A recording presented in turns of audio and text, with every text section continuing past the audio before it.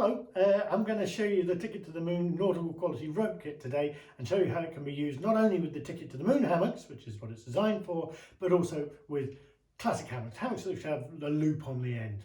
Anyway, let me show you some of its features.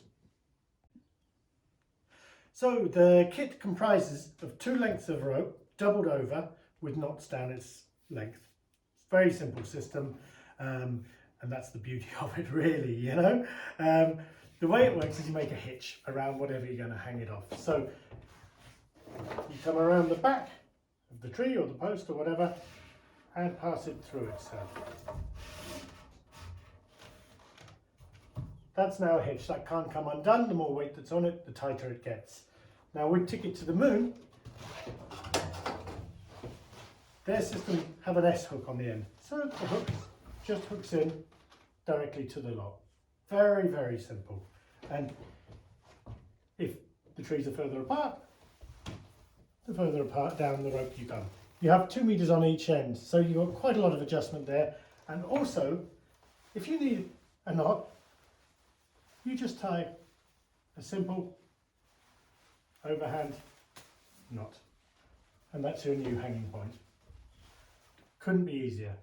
Doesn't matter how much weight is on the rope, you'll always get it undone afterwards because it's just a hitch.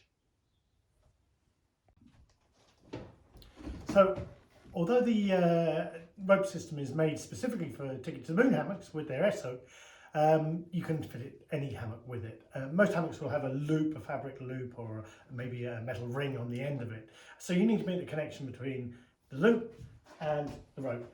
The way we do that is we use a carabiner. The others, you've seen them before. It's a snap hook. It's a good chunky thing. We have them on the website. They're not big money. You simply thread it on and make your connection like that. Exactly the same system, works really well. There's one more trick I'd like to show you with this rope kit because it's something that occurs now and again. It's when you want to hang your hammock off something smooth, not a tree, you know, like a pole or something like that. And whilst it has good strength and probably won't even slip when you're in the hammock because it's getting tighter with the weight that's on it, what can happen is that when you get out, it loosens off and bit by bit, it comes down the pole. So there's a trick to that. I think climbers call it a lark's foot. But anyway, you simply come around 2, maybe even 3 times and back through exactly the same one. So you still haven't really done a knot, you know? And that absolutely will not move.